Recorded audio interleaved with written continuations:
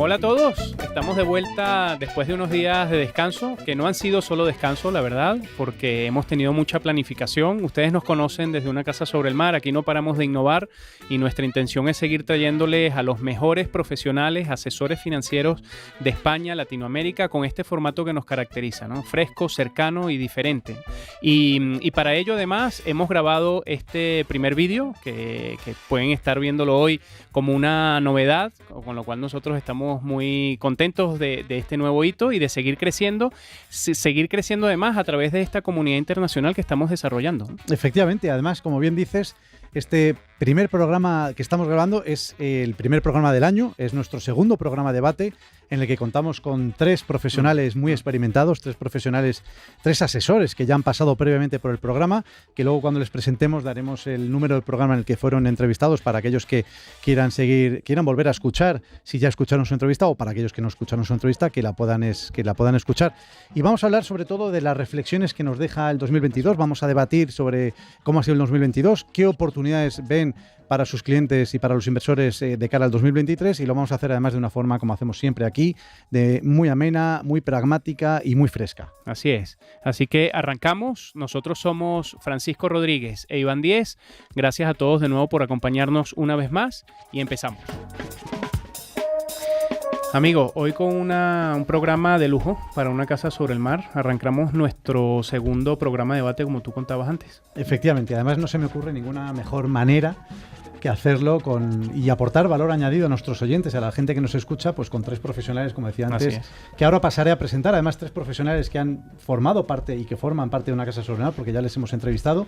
Y además luego daré también, cuando les presente, el programa en el que fueron entrevistados, por si alguno no lo ha escuchado, que lo escuche, y si hay gente que lo quiere volver a escuchar, que lo escuche.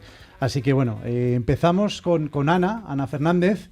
Ana Fernández es socia fundadora de AFS Finance Service, una empresa de asesoramiento financiero, que además, Ana es la primera mujer que obtuvo una licencia de asesoramiento financiero en la CNMV, y además está especializada en finanzas conductuales. Ana, ¿cómo estás? Bienvenida. Muchas gracias por la invitación y muy contenta y orgullosa de estar aquí compartiendo con todos los oyentes, ¿no? Y sobre todo con mis compañeros ese punto de vista, sobre todo conductual, de las decisiones de inversión financiera. Fuiste una de las pioneras en Una Casa sobre el Mar, porque tu programa es el número 6, para los que quieran volver a escucharlo.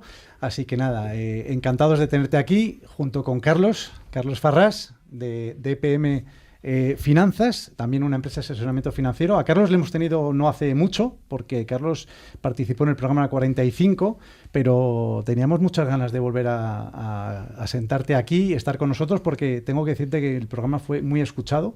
Así que bueno, eso quiere decir que hay gente que quiere seguir sabiendo más de Carlos Farrás. Bienvenido. Muchísimas gracias por la invitación, estoy encantado, y aparte que con los expertos que habéis traído, pues yo creo que va a ser un debate divertido.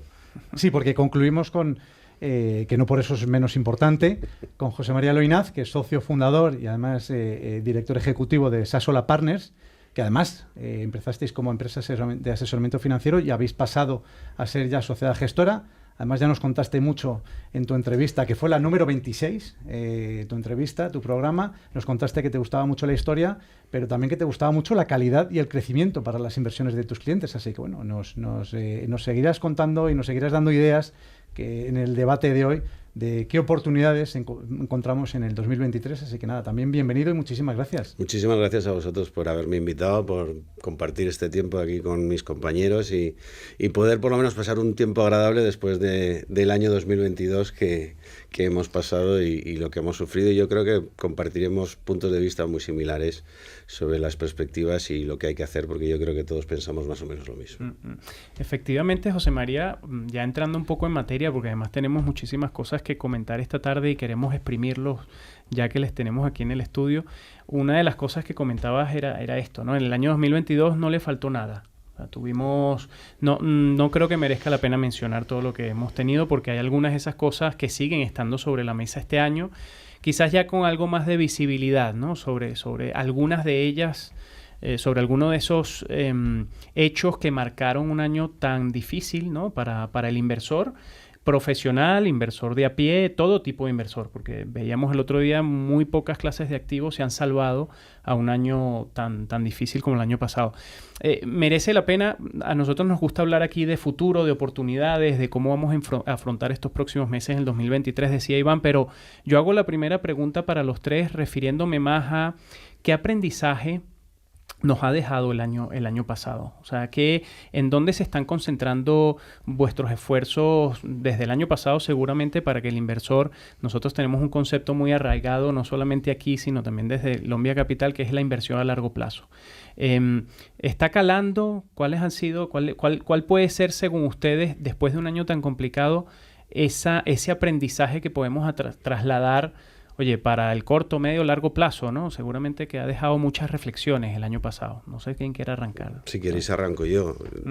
Básicamente yo tengo dos tipos de reflexiones. Una de tipo interno, ¿no? Yo creo que el año 2022 nos ha servido, por lo menos a mi organización, para ser muy flexibles, para ser muy activos, para estar completamente encima de todas las situaciones, y yo creo que además ha demostrado que las organizaciones como las nuestras, que son más pequeñas, que están más encima de las cosas, se adaptan mucho más rápidamente en unos entornos donde hemos visto donde los mercados han ido girando. Primero hablamos de tipos, luego de materias primas, luego de riesgo de recesión en verano, luego otra vez que no venía el riesgo de recesión. Es decir, hay un tema de tipo interno, bajo mi punto de vista, que hemos aprendido. Hay que ser muy activos, no tener una convicción y aunque el mercado vaya contra esa convicción, apalancarte en ella porque puedes perder bastante, sino que te tienes que ir adaptando y gestionando activamente, y por lo tanto, bueno, pues la flexibilidad para mí ha sido muy importante y es algo que en nuestra organización lo tenemos en cuenta. De cara al exterior, y lo que hemos aprendido es que cada año es diferente, y este año, por lo menos en nuestro caso, ha tocado estar con el cliente, estar encima del cliente. No ha sido un año tanto de captaciones como de al cliente tenerle perfectamente informado, estar encima de ellos, decirles exactamente cuál era la situación, cuál era la previsión que estábamos viendo, y no dedicarte tanto a una labor más de crecimiento, sino una labor de exactamente dar bastantes más explicaciones y más pedagógica con el cliente para que entienda cuál es la situación, qué es la volatilidad y exactamente tanto los problemas que estaba viendo como las oportunidades que empezaban a surgir, ¿no? ¿Han aprendido, Carlos, los clientes del 2022? Hombre, yo creo que de 2022, del COVID, los pobres llevamos una racha de años que ya el que no tiene cicatrices, pues es porque acaba de empezar, ¿no? Yo creo que como suele ser hacer el mercado, es que lo que hace es una cura de humildad, ¿no? Porque al final a todos los profesionales que llevamos mucho tiempo en esto, pues siempre hay años complicados, y el año pasado ha sido complicado, pero por todos los activos, como habéis mencionado, ¿no?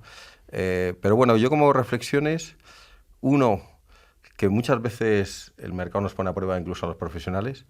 De hecho, nosotros en septiembre preparamos una nota para todos los clientes explicándoles por qué había que mantener el foco, ¿vale? En un entorno inflacionista, el que hay que estar en activos reales, y activos reales no deja de ser renta variable, materias primas, materiales preciosos y inmobiliario principalmente, para protegerte de la inflación, y que mantuvimos esa posición. Y de hecho, desde septiembre que preparamos la nota, pues vino la recuperación del último trimestre, y este inicio del año ha sido espectacular, ¿no?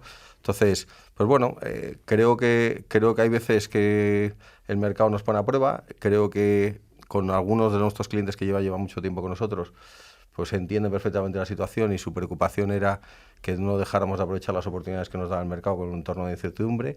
Y eso, pues digamos que te da una satisfacción, porque dices, está calando un poco las veces que insistimos de cómo hay que invertir, y que esto consiste en comprar a pesimistas, vender a optimistas, y va calando en ellos, ¿no? Evidentemente al inversor conservador ha sido el más duro para ellos, ¿no? Porque evidentemente, incluso estando en duraciones bajas, pues teníamos pérdidas del 6% cualquier fondo de investment grade, ¿no? Y entonces, pues bueno, ha sido más duro para ellos.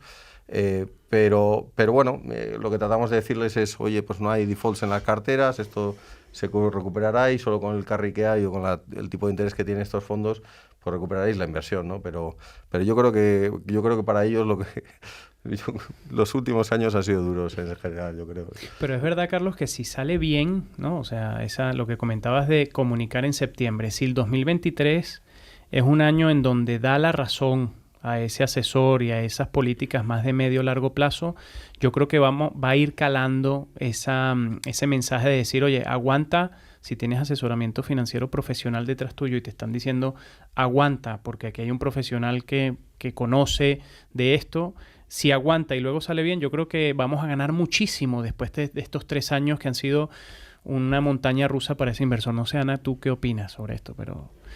Bueno, yo creo que uno de los grandes aprendizajes de este año, y como dices, de los anteriores, es no dejarse llevar por la influencia de las emociones. Uh-huh. Y esto es muy importante porque las emociones, sobre todo el miedo, en los momentos de máxima incertidumbre, se empieza a manifestar fuertemente en cualquier ser humano. Entonces, cuando los clientes empiezan a tener miedo y empiezan a estar preocupados y te llaman, es importante no contagiarte de sus emociones. Porque el problema es que cuando un inversor o un asesor se deja llevar por las emociones del momento, y normalmente tienen más que ver con el miedo que con la ambición, terminas por ir detrás del mercado. Y eso te lleva a vender en momentos bajistas críticos, que son realmente la oportunidad de compra. Sí. Pero en ese momento el miedo está en su máxima expresión. Como le dices a alguien, no vendas, compre. Es complicado que en un momento de miedo escuche ese mensaje. Y en mercados... No en mercados alcistas, sino en los repuntes alcistas de los mercados bajistas, como hemos tenido en el año 2022, después de un junio lamentable, tuvimos un mes de julio y agosto francamente bueno. Entonces, ese repunte tan importante hizo que ese cliente que tenía tanto miedo y quiso vender todo en junio, quiso comprar en agosto. No puedes comprar porque esto no es se acabó la caída y ese mercado alcista. Esto es un repunte en un mercado bajista. Entonces, yo creo que el tratar de controlar que las emociones no gobiernen tus decisiones es muy complejo. Y por otro lado, para mí otro de los aprendizajes es la impredecibilidad de las cosas. O sea, nosotros somos inversores en oro siempre con mayor o menor porcentaje, porque lo tenemos como una parte del asset allocation de las carteras. Y este año, en febrero de 2022, antes de que ocurriera el tema de Ucrania, nosotros compramos bastante oro y cubrimos carteras porque la situación venía compleja. Porque el oro es un gran refugio contra la inflación y en tiempos de una posible guerra, pues evidentemente es un valor refugio. Que el oro no hiciera nada en 2022, cerrara en negativo en torno de un 0,5, con una volatilidad de +9, -9, realmente... no hay respuesta para el cliente. Sí. ¿Y qué ocurre aquí? Que el cliente conservador ha perdido dinero, pero no solo el que ha tenido renta fija de corto plazo, es que el que ha tenido oro como refugio, si lo ha tenido cubierto de divisa, tampoco ha ganado dinero, porque el único ganador del 2022 fue la divisa dólar. Con lo cual yo creo que esos dos aprendizajes para mí han sido muy importantes en cuanto a tratar de que la próxima vez no es que no suceda, sino que te suceda cada vez menos, que trates de controlar más la emoción. Sí, pero bueno, también hay lados positivos, ¿no? No, sí. y hay una cosa, lo que tú dices es interesantísimo, porque cuando tomas decisiones contrarias al mercado o a lo que está haciendo tu cuñado, genera dolor físico, ¿no? Al inversor. O sea, no solamente es un bias psicológico, sino que genera dolor. Dice, oye, el mercado está un 15, un 20, un 30, dependiendo del activo que esté siguiendo. Voy a comprar y se te revuelve el estómago, ¿no? Entonces, claro, ahí está la labor, ¿no? Y por eso... Pero ahora que comenta eso, Ana, me recuerda perfectamente, no sé si fue en 2017 o 2018, que con una posición que teníamos en oro, que pasó lo de Turquía y demás, y entonces habíamos incorporado también oro para proteger las carteras, y bajó en el mes de agosto, además durante las vacaciones, un 15% el oro y un 30% las mineras. Y yo me acuerdo que algún cliente nos decía, oye, pero esto lo habéis metido para proteger la cartera. Pues, digo, porque claro, la teoría pues la sabemos todos, y lo que tratas de hacer en ese momento es recordarle el racional. Y además le dije, oye, este dinero es para ponerte a trabajar y no estar tú perdiendo el tiempo durante tus vacaciones en preocuparte por esto, ¿no? Y al final lo que único demuestra es que al final tiene que haber cierta confianza en el asesor y lo que le está diciendo, y el racional, por qué estamos aquí y tal, porque es que el mercado lo pone a prueba y de hecho me acuerdo de preparar una pequeña nota y que la caída del mercado era porque un hedge fund americano se había puesto corto en agosto en el oro y en el cobre. Y en concreto esa caída del oro duró 15 minutos. Imagínate. 15 minutos. Claro, algo con que lo no cual, controlas porque en la absoluto. viví, porque yo siempre estoy invertida en oro. Y claro, cuando ya ha hecho menos 18, realmente es que te ha cogido dentro. O sea, ya no puedes salirte ni salirte mal. O sea, hay que también tener conciencia de que las posiciones cortas pueden causar mucho dolor sin tener sentido común, porque es una posición corta. Y contra eso los asesores no tenemos la bola mágica de saber cuándo el mercado se va a poner corto. Y muchas veces no tiene por qué ser una mala inversión, porque muchas veces los inversores ven, tú te has metido, como decías, en oro, oye, cae en un día un 18%, eso no quiere decir que sea una mala inversión. Nosotros en nuestro caso, por ejemplo, el año pasado, Small Caps, nosotros sabéis que en Lomia Capital somos inversores de Small Caps, es que un 30% de las Small Caps cayó más de un 40%. ¿Qué quiere decir? Evidentemente, algunas con justificado, otras no, simplemente por el mero contagio. Y eso no quiere decir que hayas elegido mal la compañía, sino que simplemente pues el mercado se ha visto contagiado y ha hecho que estas cayesen. Pero bueno, en ese sentido, vamos a poner un poquito de luz de cara al 2023. Es cierto que el 2022 bueno, pues, nos ha dejado lecciones que habéis explicado. Y de cara a 2023, es cierto que no todo está... Vemos algo de luz al final del túnel, pero no estamos al final del túnel, o a lo mejor sí, ahora nos lo diréis. Quedan algunos nubarrones, pero bueno, está la situación. Parece que lo peor ya lo hemos dejado en este 2022. En ese sentido, ¿cómo estáis vosotros ahora posicionando las carteras de vuestros clientes? ¿Qué oportunidades les estáis haciendo ver a vuestros clientes y lo estáis poniendo en sus carteras? Seguro que me habláis de renta fija, todo el mundo habla de renta fija. No sé si es bueno o malo que todo el mercado, todo el consenso esté alineado en la renta fija. Es cierto que estamos con tipos más altos y eso lógicamente puede beneficiar a la renta fija, pero ¿cómo lo estáis viendo de cara, José María, a este 2023? ¿Hay oportunidades a ti que te gusta mucho la calidad? No, yo vamos a ver, bajo nuestro punto de vista, lo que es alternativas, es decir, lo que el año pasado no teníamos bajo ningún concepto, sí empezamos a ver alternativas. Nosotros un poco siguiendo la línea de lo que decía Carlos, es decir, nosotros, por ejemplo, hemos comenzado el año muy cautos en renta variable, somos de los que pensamos que todavía nos queda por vivir volatilidad, por lo menos en esta primera parte.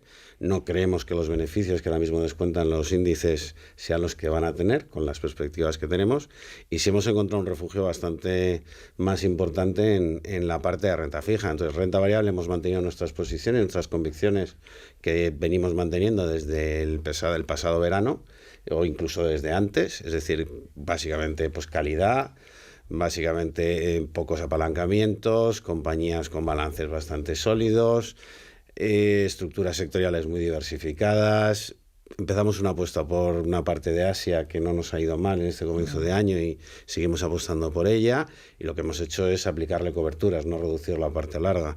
Entonces, bueno, pues hemos cubierto con índices de mercados desarrollados que creemos que son los que más van a sufrir, básicamente por la recesión, porque pensamos que en este primer semestre pues vamos a empezar a ver revisiones a la baja de beneficios, tanto por menores ventas, por menor demanda, como por márgenes que se van a ir estrechando, por gente que no va a ser capaz de trasladar esos aumentos de costes a los precios. Por eso buscamos la calidad, gente que pueda trasladar los aumentos de costes y por lo menos mantener los márgenes.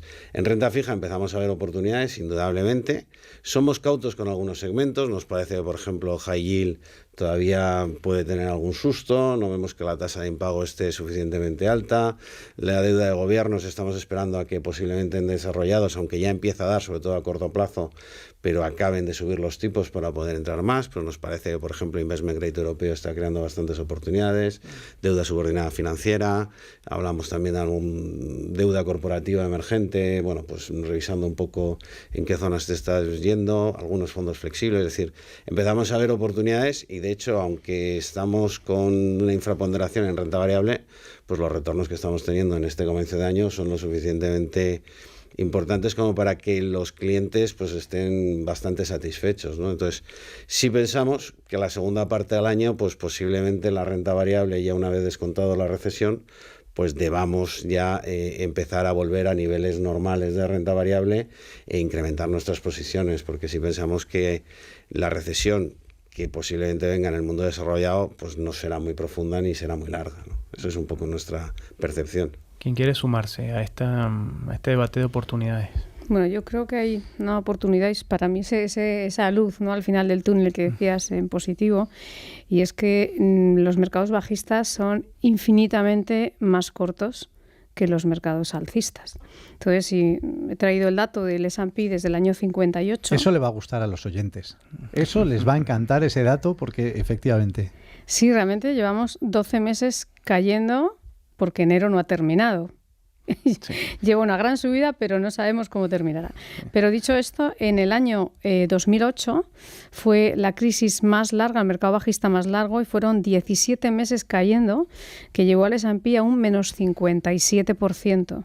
Tú hablabas de empresas small caps que habían caído un 40%. Todavía puede haber todavía margen de caída para llegar a ese 57, 60 hasta el 80 que vimos en Netflix en el año 2022. Sin embargo, en la recuperación de ese ciclo de 17 meses bajando, fueron 132 meses consecutivos subiendo, que llevaron al S&P a recuperar un 491%. Estos son datos analizados desde el año 58 al 2022. Entonces, llevamos 12 meses. Creo que estoy de acuerdo, como decía José Luis, que nos quedan para mí este año es muy volátil. Podemos tener la parte primera del año alcista o bajista. Yo no sé realmente si la segunda parte... Todos los analistas hablan de que la segunda parte del año puede ser realmente la positiva. Bueno, dicho esto, creo que nosotros seguimos manteniendo bastante liquidez, en torno de un 15%. Nuestra exposición a oro es bastante elevada, tenemos un 13% en oro todavía. Es verdad que estos 2 últimos meses el oro ha recuperado de forma considerable. Tal vez esa parte de China, ¿no?, que el Banco Popular chino ha comprado 62 toneladas de oro para sus reservas en estos últimos 2 meses, tenga algo que ver, porque es una cantidad importante de subida. Algo ha hecho, sí. Sí, entonces, bueno, nunca se sabe, ¿no?, qué hay detrás del oro para que suba o baje. Y luego la parte de renta fija, nosotros ya en noviembre hemos empezado a tomar posiciones de renta fija a largo plazo, investment grade. Entonces, dependiendo del cliente, tenemos exposiciones entre un 10 y un 40% de renta fija ya investment grade, duración 3 a 7 años, diversificada. El high yield todavía, la parte de renta fija high yield de corta duración no estamos entrando, porque creemos también que si los resultados de las empresas y los beneficios empiezan a traer esas noticias que todo el mundo espera que van a ser a la baja, que ocurre también que si todos esperamos unas noticias negativas y el mercado saca a la luz unas noticias menos malas, el mercado lo valora de forma positiva. Con lo cual ese factor psicológico de que las noticias sean menos malas de lo esperado puede hacer que todavía el mercado alcista tenga un poquito más de apoyo. Y en la parte de renta variable estamos bastante cautos. O sea, tenemos una exposición de un 30, pero tenemos una parte cubierta porque creemos que efectivamente tiene que haber muchas oportunidades de compra. Entonces, yo creo que es un año muy bueno para comprar en las caídas, claramente. Un año muy bueno, Carlos, de gestión activa. ¿Puede ser? Bueno, yo es que soy bastante creyente de la gestión activa, pues por eso pues te voy a decir que para mí son casi todos. Te la puso fácil, Iván. O sea, hombre, es algo que me digas el 2008, cuando cayó el Standard & Poor's un 50%, un 40 y pico, y entonces cómprate un ETF y olvídate. Pero bueno, sí que es verdad que el año pasado, por ejemplo, en esa parte, ahora que me hablas de la gestión activa, nosotros, que íbamos así con una posición bastante de tiempo en compañías value, el año pasado nos dio nuestro alegrías, ¿vale? De hecho, porque muchos de ellos además estaban posicionados en la parte de materias primas, que era donde más valor veían y tal, y se recuperaron bien, ¿no? Yo, simplemente a nivel de asset allocation, yo lo que creo es que, o tipo de activos, es que ha nacido un nuevo competidor.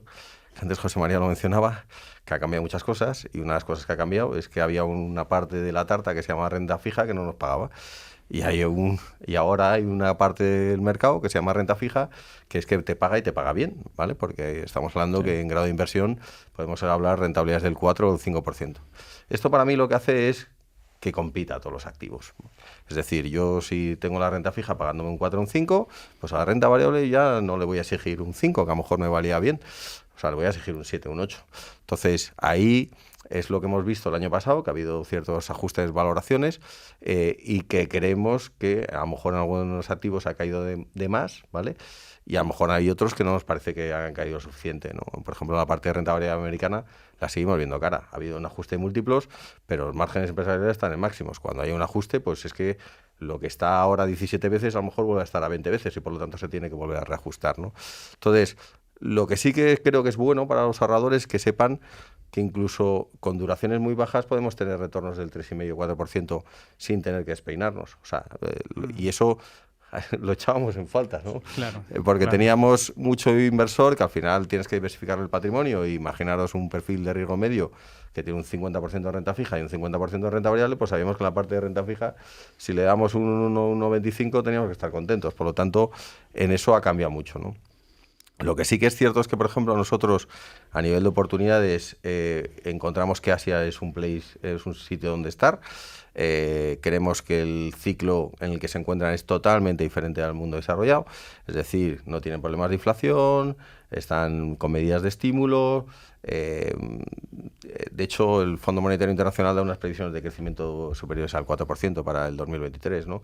Entonces, pero Carlos, una pregunta, perdona, porque Asia es enorme. O sea, ahí tú estás metiendo China dentro de esta ecuación seguramente. Vamos a ver, yo de todas maneras, por simplificártelo, un índice emergentes, el 70% es Asia. Y China tiene un peso importante.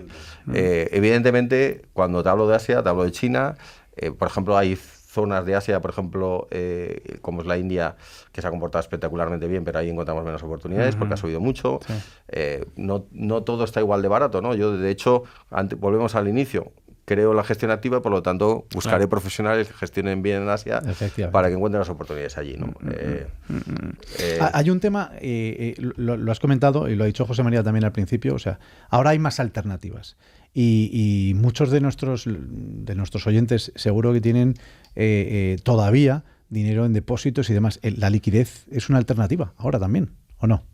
Bueno, es una alternativa, salvo que te vayas a poner a trabajar dentro de 2 meses cuando haya una caída de mercado, como decía Ana, porque si no, para mí, con una inflación que este año podemos estar en el 4 o 5%, no dejar el nido en liquidez no le veo mucho sentido. No, pero comprar un bono 3, 6, 12 meses que te está pagando... Pero eso es invertir, para mí eso no es esperar. No, indudablemente ahora los depósitos no están retribuidos, lo cual quiere decir que cuando decimos liquidez, yo siempre hablo muy corto plazo también, que ahora ya están retribuyendo, lógicamente. En fondos de duración a 6 meses tienes 3% o 5,5% en corporativo. Entonces no tiene sentido estar esperando liquidez. O sea, invierte ahí y si lo tienes que mover dentro de un mes, lo mueves. Porque la sensibilidad a los tipos con esas duraciones es mínima. Sí, no, evidentemente liquidez, cuenta corriente no.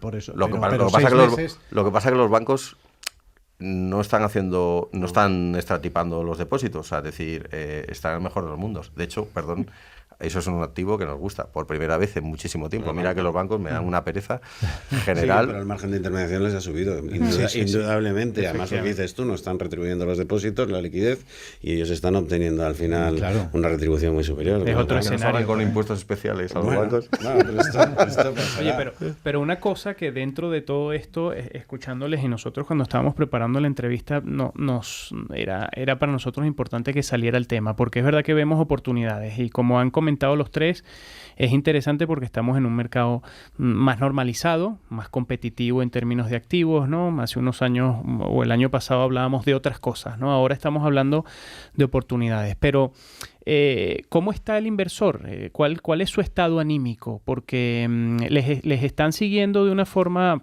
que evidentemente ustedes tienen relaciones históricas con vuestros clientes, pero la pregunta va más hacia ¿cómo están? ¿Están en un momento en donde se acepta esa oportunidad y se diga, oye, nos han pisoteado durante el año 2022, pero estamos dispuestos a seguir adelante porque vemos oportunidades o ven un panorama un poco más cauto?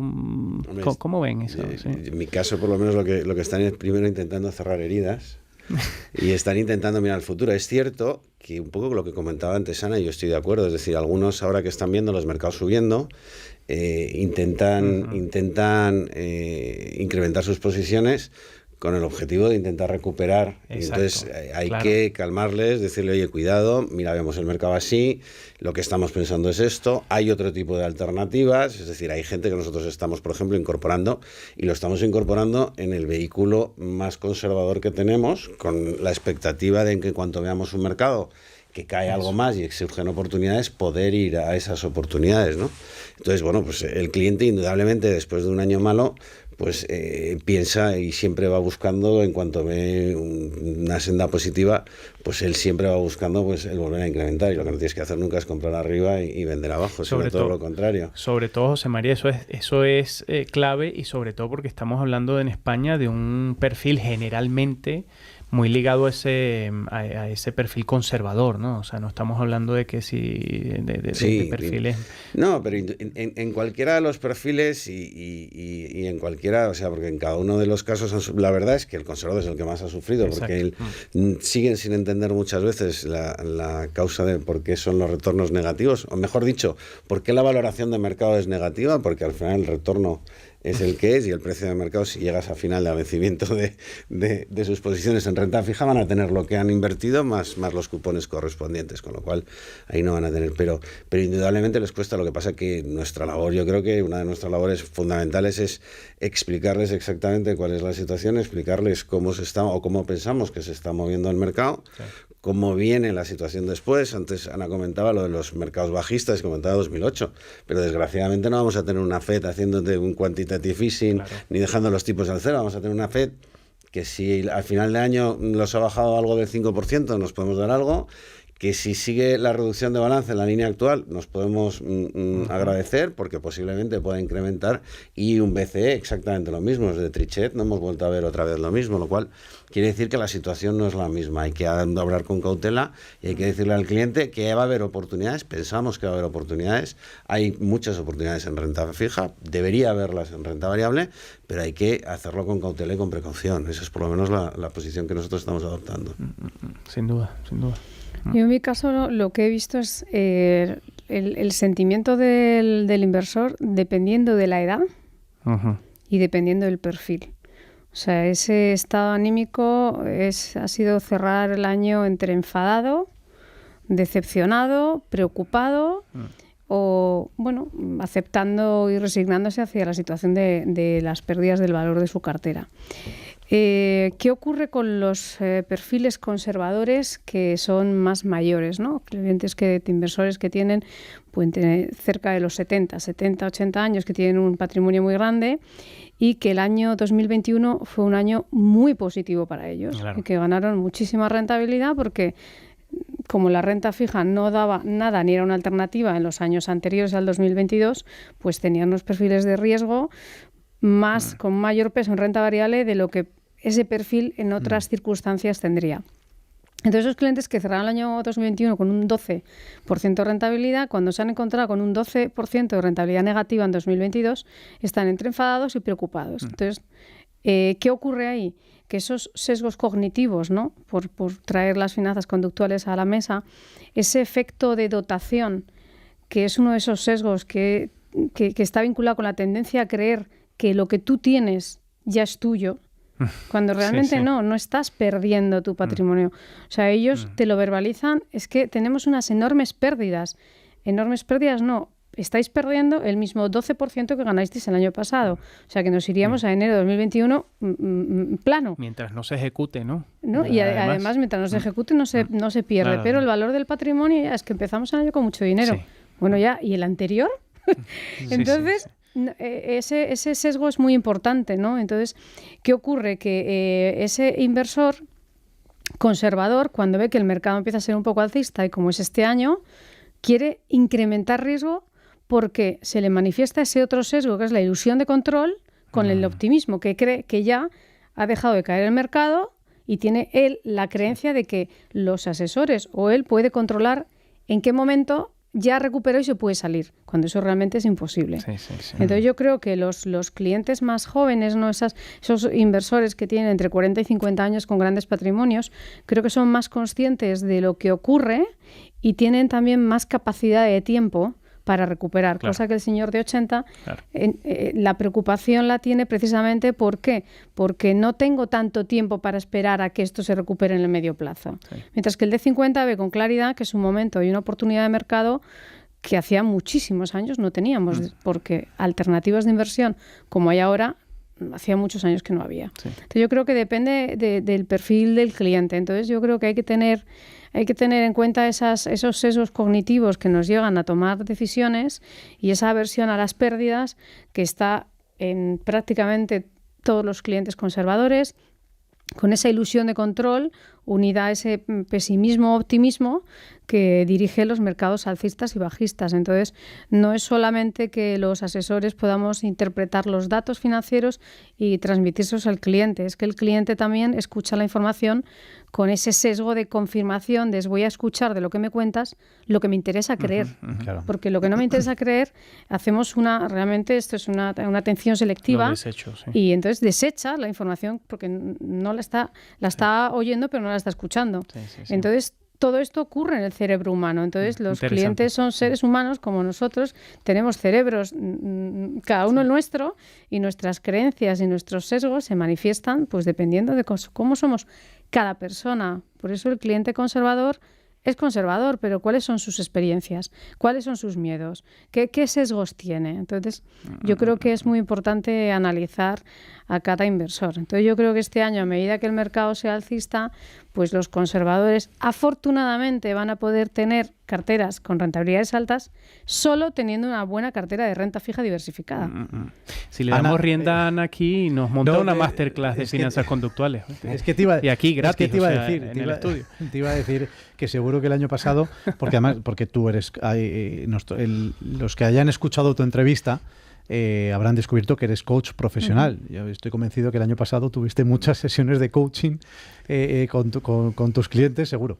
Sí, pero es curioso porque en cada reunión, a pesar de llevarle la historia de los mercados bajistas y alcistas y tratar de no solamente hacer coaching y tratar de que entiendan el mensaje, sino que una vez que lo han entendido y lo han comprendido, en la siguiente reunión se les olvida completamente.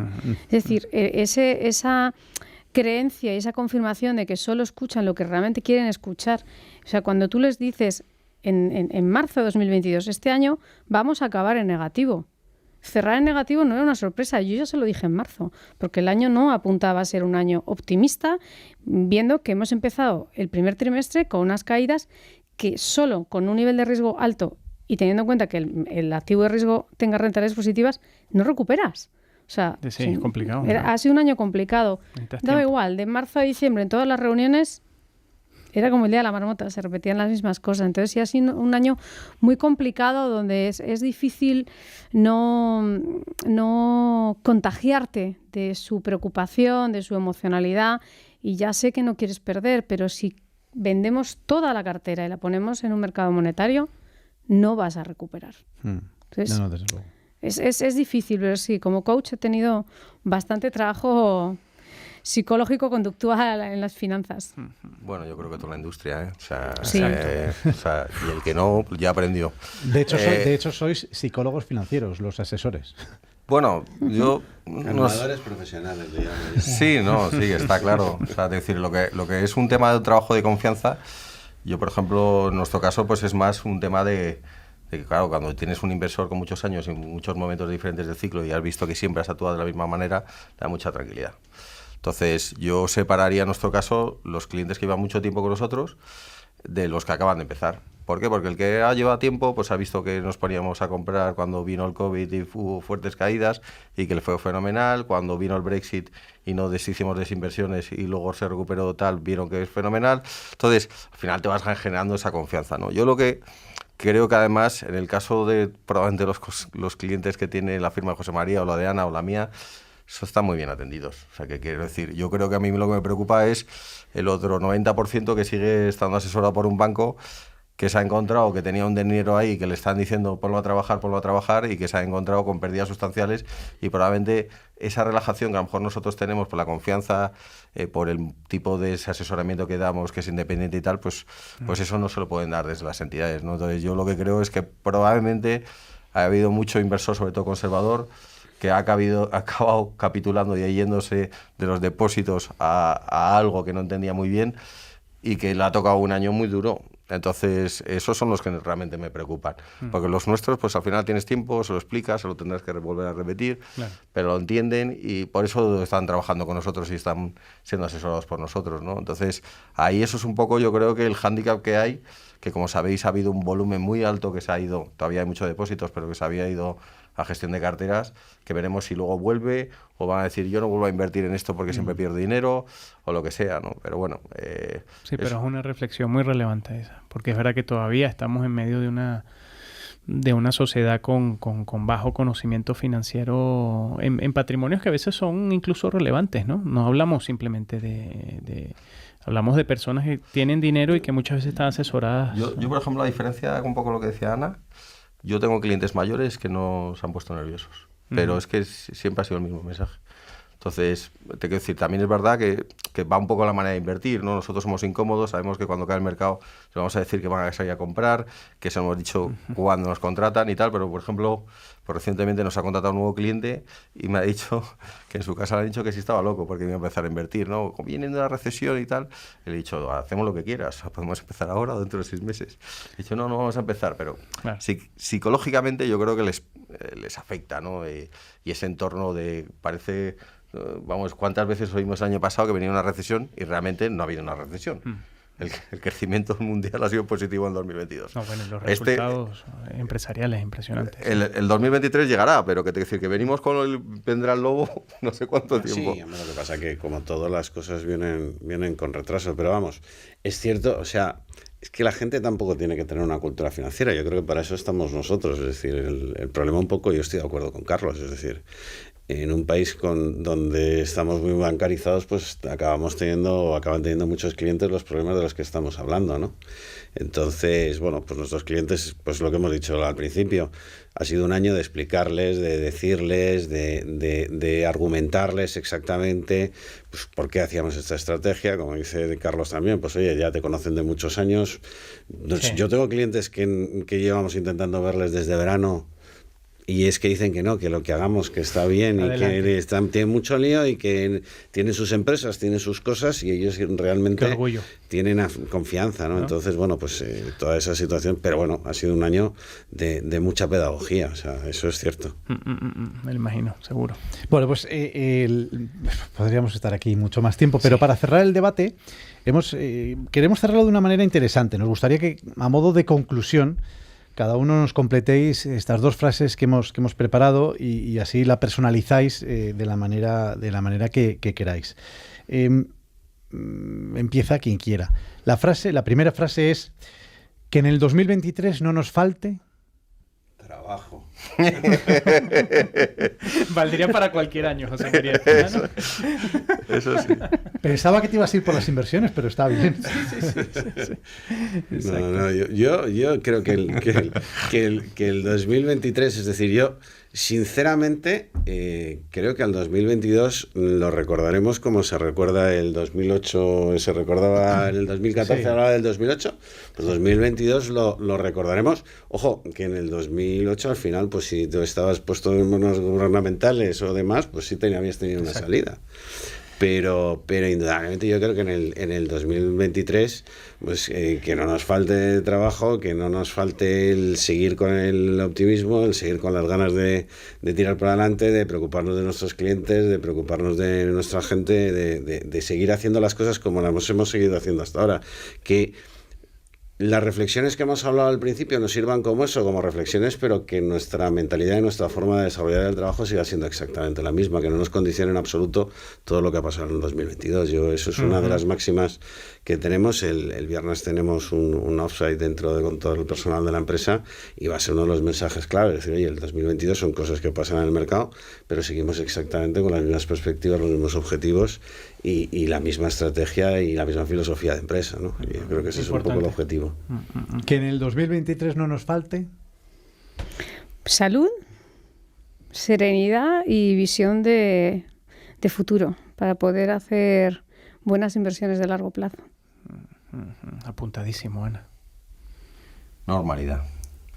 O sea, normalidad. Sí, o sea, se acabó la pandemia, se acabó la mascarilla, se acabó los caídos en los mercados. O sea, un año normal, normal. O sea, sin Brexit, sin un ébola que de repente salga, sin Putin de repente diciendo no sé qué. Un poco normal. Yo no sé si eres el que más está pidiendo, Carlos. Normal. O sea, o sea, normalidad. O sea, no, ni mucho ni poco, normal. Que ya nos hemos olvidado. En teoría debería ser normal, porque aquí los anormales son cada 2 años, es decir, el 2018 fue anormal, el 2020 fue anormal, el 2022 ha sido normal. Bueno, pues por lo menos el 2023. No sé, pero es que estás preparando una nota de resumen del 2022, la mayor caída en 40 años, no sé qué, la pandemia peor de 100 años, digo, un poco de normalidad. Sí. Oye, y la segunda, sí, para hacerlo también a modo de cierre, que contemos con un asesor profesional va a ser clave este año, ¿por qué? Porque la industria financiera cada vez es más compleja. El abanico de productos financieros cada vez es más amplio y yo creo que todo lo que está vinculado con la regulación de inversión responsable ESG aún es muy desconocida para el inversor y el inversor además tiene claramente ya unas obligaciones de responder cuáles son sus preferencias de sostenibilidad en función de unos reglamentos que desconoce. Con lo cual yo creo que solo por la complejidad de la industria, cada vez es más necesario un asesor financiero. Yo diría que comparto plenamente, o sea, la complejidad, la industria cada vez se está haciendo más compleja, cada vez hay productos más complejos y donde además hay que desentrañarle al cliente exactamente porque tiene muchos problemas. Pero yo creo que además vamos a vivir unos mercados donde sin apoyo financiero, sin apoyo monetario, mejor dicho, por parte de los bancos centrales, no se van a mover todos al alza. No van a ser los alegres teens que hemos tenido en los últimos años y va a haber mucha divergencia sectorial, va a haber mucha diferencia entre compañías, va a haber mucha diferencia entre zonas geográficas y va a haber la necesidad de ser muy selectivo y a la hora de elegir los fondos de inversión exactamente lo mismo, porque yo creo que va a haber grandes diferencias entre unos valores y otros, entre unas posiciones y otras y entre un tipo de activos y otros y por lo tanto, porque los mercados yo creo que sin apoyo monetario pues van a correr de una manera diferente. Ahí va a ser clave el tomar las decisiones, las diversificaciones y hacer un buen asset allocation y una buena selección de fondos. Muy bien. Pues yo más que para 2023, para 2024, 2025, o sea, de aquí para adelante, o sea, yo creo que contar con un asesor lo que hace es que no te maximiza la rentabilidad, pero te minimiza los riesgos. Y lo hemos comentado antes muchas veces de la tendencia del inversor, que su dinero, como lo ve caer, que tiende a vender en mínimos y comprar en máximos. Y eso se repetirá. Y entonces yo creo que eso es nuestra labor. Y entonces, por lo menos, yo creo que lo que le hará contar con un asesor es minimizar esos riesgos. Luego, maximizar la rentabilidad pues dependerá un poco de la diversificación de la cartera, lo que hayamos decidido y tal, pero para mí esa es la clave.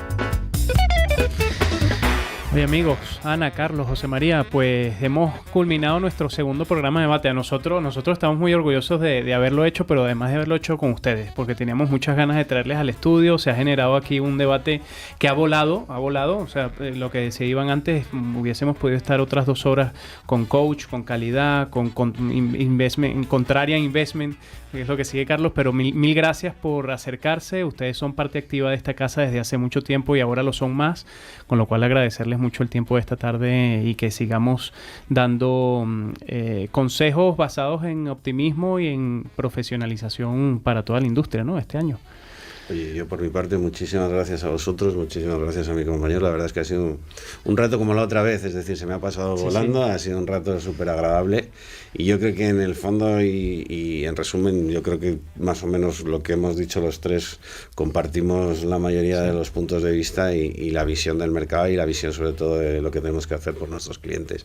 Y muchas gracias a vosotros y oye, cada vez que lo necesitéis ya sabéis por lo menos dónde estoy, ¿vale? Un placer. Muchas gracias. Yo ya sabéis que la otra vez que me invitasteis dije que esta iniciativa me parece muy buena, que es importante que además pues que llegue a tanto a inversores como a compañeros de profesión, ¿no? Entonces, oye, si hayamos con nuestros comentarios hemos puesto algo de luz en este entorno, pues ya encantado. Seguro que sí, Carlos, seguro. Por mi parte, muchas gracias por invitarme y felicitaros por esta iniciativa, porque al final es una forma de hacer llegar la industria financiera de una forma muy amena, y yo creo que los oyentes se quedan con mucho más contenido de lo que hacemos, de cómo lo hacemos, de que somos personas que aquí nosotros, tanto José María como Carlos como yo, estamos muy alineados en empresas muy diferentes, y donde lo que más nos importa de todo esto es el inversor, es la persona, y el poderle acompañar en los momentos, sobre todo en los bajistas, que es donde más acompañamiento necesitan, porque los alcistas siempre son muy alegres para todos, así es que ojalá 2023 podamos vernos a final de año otra vez los tres aquí con normalidad y una gran sonrisa. Con normalidad. Ese deseo está pedido. Claro que sí, hombre. Muchísimas gracias a los tres. Gracias. Muchas gracias. Y aquí acaba nuestro programa Debate de una casa sobre el mar, un programa producido y patrocinado por Lombia Capital. Y por supuesto nos vais a poder encontrar en todas las plataformas de podcasting. Si te ha gustado el programa, por favor suscríbete. Si te han gustado nuestros invitados, vas a poder descubrir más acerca de ellos en nuestra página web www.unacasasobrelmar.com. Y por supuesto, si queréis seguirnos en redes sociales y haceros amigos nuestros, nos podéis encontrar en Twitter, en Instagram y en LinkedIn. Y por último, una novedad, que es que Una Casa sobre el Mar empieza a publicar una entrevista semanal todos los lunes. Así que les llamamos y les invitamos a que nos sigan semanalmente, puntualmente, para nuevos contenidos, ¿ok? Gracias, como siempre, a todos por acompañarnos una vez más, y hasta la próxima.